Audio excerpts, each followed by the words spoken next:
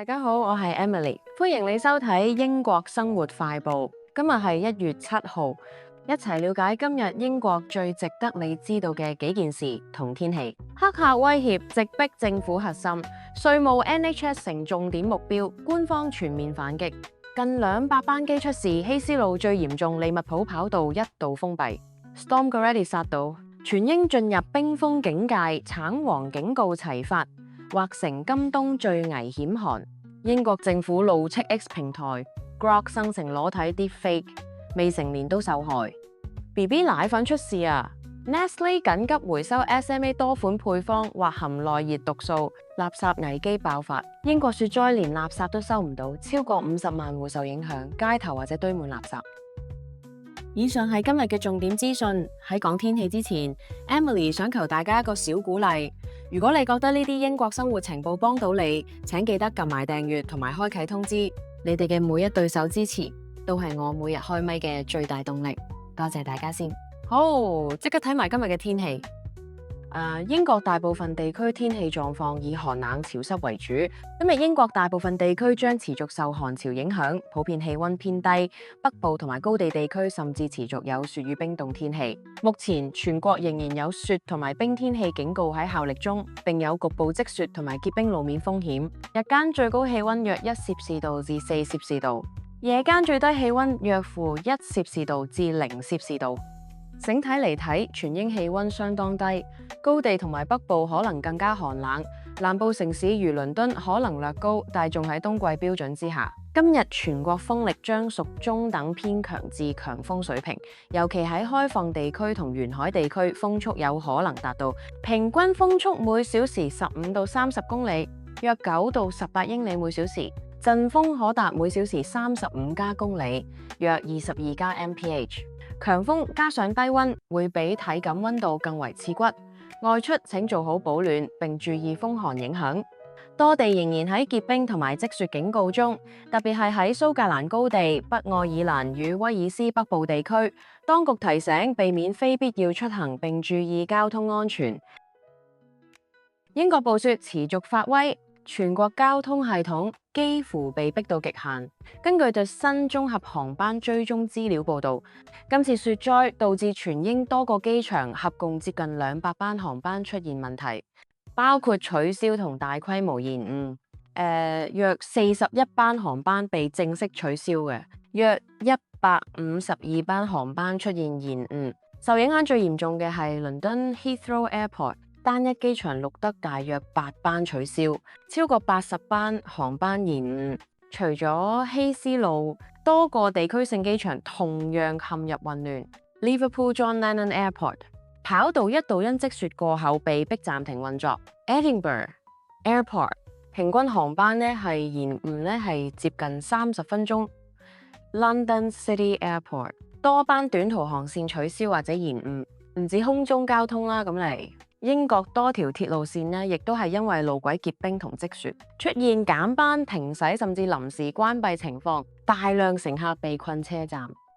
現場乘客形容候機室人滿為患，航班顯示板一行行寫住 cancelled、delayed， 改期退款同接駁交通全部排長龍。航空公司同鐵路部門強調，喺極端天氣底下，安全永遠優先於準時。氣象專家提醒，寒冷天氣仍未結束，結冰同降雪有機會反覆影響未來幾日。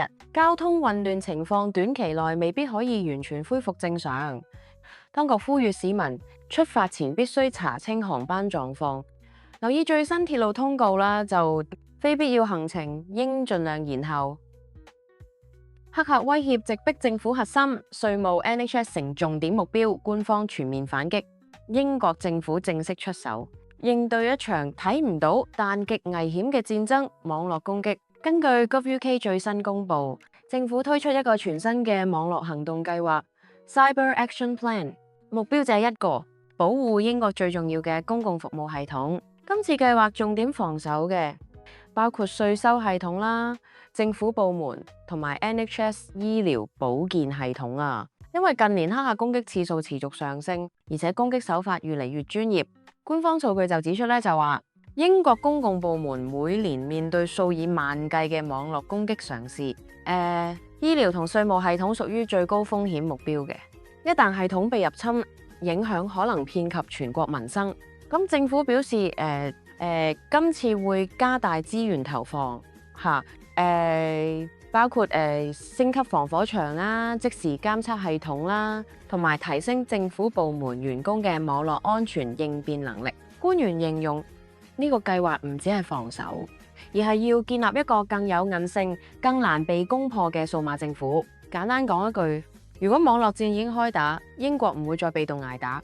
政府同時提醒市民，網絡安全唔只係政府責任嘅，個人帳戶資料保護同樣重要。Storm Gertie 殺到，全英進入冰封警戒，橙黃警告齊發，劃成今冬最危險寒流。英國正式迎來一場被官方命名嘅冰雪暴風 Storm Gertie。根據 Sky News 報導，英國氣象局已經向全英多個地區係發出黃色同橙色嘅天氣警告，預計未來幾日會出現大雪、嚴重結冰同埋極端低溫，日間氣溫約0至2攝氏度，夜晚最低-4攝氏度或以下。多區出現黑冰風險 （Black Ice），北部、中部內陸地區影響最嚴重啊。Storm Gertie 係乜來頭？Storm Gertie 並唔係普通落雪，而係由極地冷空氣 Arctic Air Mass 急速南下引發嘅高風險冬季風暴。當一個天氣系統影響範圍廣啦，對交通啦、學校公共安全構成實際威脅嘅，有機會持續幾日甚至反覆出現。Met Office 就會正式為佢命名。Storm Gertie 咧就係屬於呢一類官方級風暴。今次最大威脅係乜？專家指出，真正危險唔一定係雪，而係結冰。黑冰會令車輛突然失控，行人極易滑倒啊！鐵路、公路服務隨時中斷。氣象局警告 ，Storm Gertie 有機會令寒冷天氣反覆影響全英，意味今個星期都唔可以掉以輕心。官方提醒市民呢，非必要避免外出，駕駛人士留意黑冰啊，長者啦、小朋友咧要特別注意保暖啦。簡單講一句咧，英國已正式進入高危冬季天氣模式。出門之前記得睇清最新天氣警告，安全永遠排第一。英國政府怒斥 X 平台 Grok 生成裸體 Deepfake， 未成年都受害。英國政府今日就 AI Deepfake 裸體圖片問題，正式向社交平台 X 發出嚴厲警告。根據 Reuters 報導，政府點名批評由 Elon Musk 旗下平台 X 所使用嘅 AI 傾偈機器人 Grok， 被指可以生成帶有性化內容嘅 Deepfake 圖像，當中甚至係涉及女性同未成年者。英國官員形容呢一類 AI 生成內容已經唔止係技術問題啦，而係直接威脅網絡安全、私隱權同兒童保護。Deepfake 影像近年喺網絡急速擴散，多國監管機構指出，超過90%深偽色情內容針對女性，一旦涉及未成年人，已屬嚴重刑事風險。英國政府要求 X 平台立即採取行動，包括加強 AI 內容過濾，防止未經同意生成性化影像，確保平台符合英國 Online Safety 相關法規。官員警告如果平台未能及時改善，監管部門有權進一步介入，甚至採取法律行動。有專家指出，今次事件就標誌住一個重要轉捩點。AI 已經由創新工具變成公共風險管理議題。簡單講一句，英國政府而家要問嘅唔再係 AI 可唔可以做，而係如果失控邊個要負責。BB 奶粉出事，Nestlé 緊急回收 SMA 多款配方，或含內熱毒素。今日呢單新聞，有小朋友嘅家長一定要留意。全球食品巨頭 Nestlé 今日正式確認喺英國主動回收多批 SMA 嬰兒奶粉產品，原因係部分批次可能含有一種內熱毒素，名叫 Cerulide。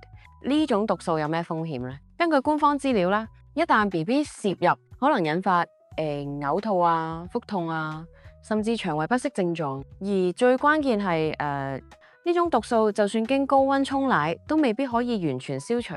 咁咪涉及產品咧就包括SMA Advance、SMA Comfort 同埋其他指定批次產品。Nestle 已經呼籲家長即刻停止餵食相關批次奶粉，檢查包裝批次編號，可按官方指引退回或者更換產品。官方強調暫時未接獲嚴重傷害個案，但係出於安全考慮啦，咁今次屬於預防性全面回收。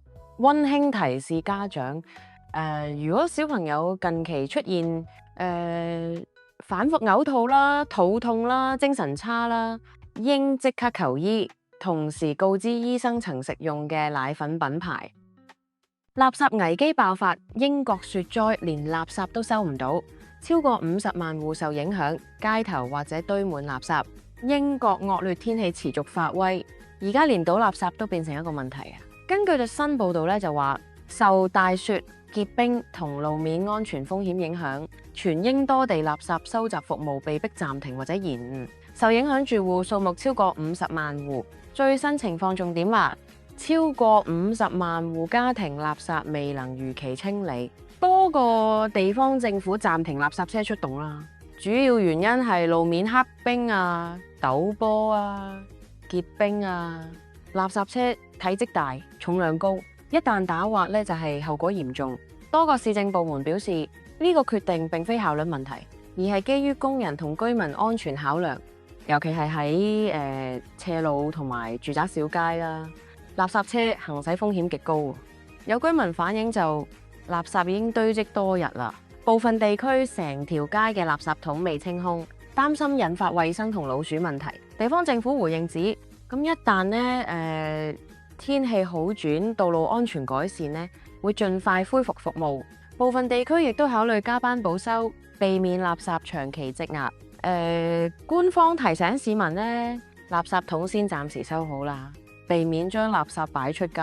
留意所屬市政網站最新通知。好，以上就係今日嘅英國生活快報。如果你覺得呢類英國即日新聞、生活資訊對你有用，記得 Like、Subscribe 同埋開啟通知。我哋每日用最短時間陪你了解英國正在發生嘅事。我係 Emily， 聽日英國生活快報再見。喺英國生活，每日都有好多事發生，邊啲先同你有關？新聞資訊太多，英國生活快報專為我哋香港人而設，每日精選英國重點資訊同天氣，廣東話配音，仲有粵語字幕。由超市優惠、交通、新聞到政策變動，我哋幫你精挑細選。我係 Chloe， 我係 Emily， 每日同你一齊掌握英國大小事。一星期7日，每朝7點準時出片。訂閱英國生活快報，用廣東話開始你嘅英國一日。